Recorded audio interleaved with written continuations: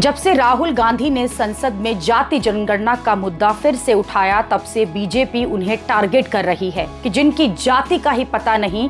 उन्हें जाति जनगणना करवानी है। संसद में जहां एक तरफ अनुराग ठाकुर और संसद के बाहर कंगना रनौत जैसे बीजेपी सांसदों ने राहुल गांधी की जाति को लेकर सवाल उठाए, इसी में कुछ लोग राहुल गांधी के दादा फिरोज गांधी की बात लेकर आ गए कि फिरोज गांधी को तो कब्र में दफनाया गया था,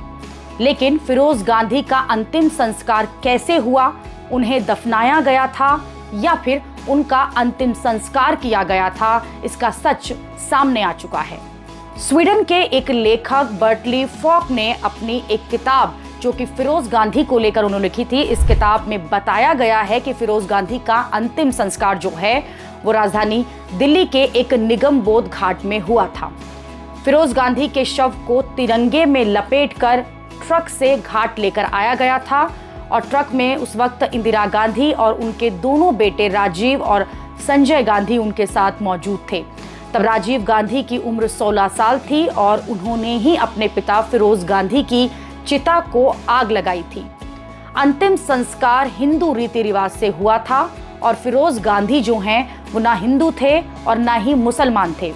वो पारसी थे, लेकिन उन्होंने पहले ही ये कह दिया था कि उन्हें जो अंतिम संस्कार का पारसी तरीका है वो पसंद नहीं है, जिसमें शव को चीलों के आगे खाने के लिए छोड़ दिया जाता है और वो हिंदू तरीके से ही अपना अंतिम संस्कार करवाना चाहेंगे।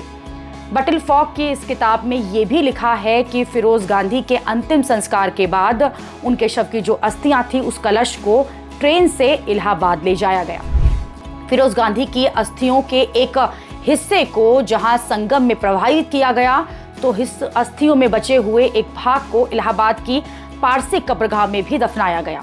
अस्थियों के कुछ हिस्से को सूरत में फिरोज गांधी की जो पुश्तैनी कब्रगाह है वहां भी दफनाया गया था। जब संगम में उनकी अस्थियां प्रवाहित की जा रही थी तो वहां खुद नेहरू मौजूद थे।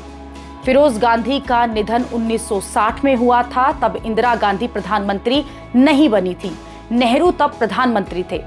फिरोज गांधी सिर्फ 48 साल के थे जब हार्ट अटैक से उनका निधन हुआ था और वो संसद के सबसे तेज तर्रार सांसदों में से थे, जिनसे नेहरू भी परेशान रहते थे।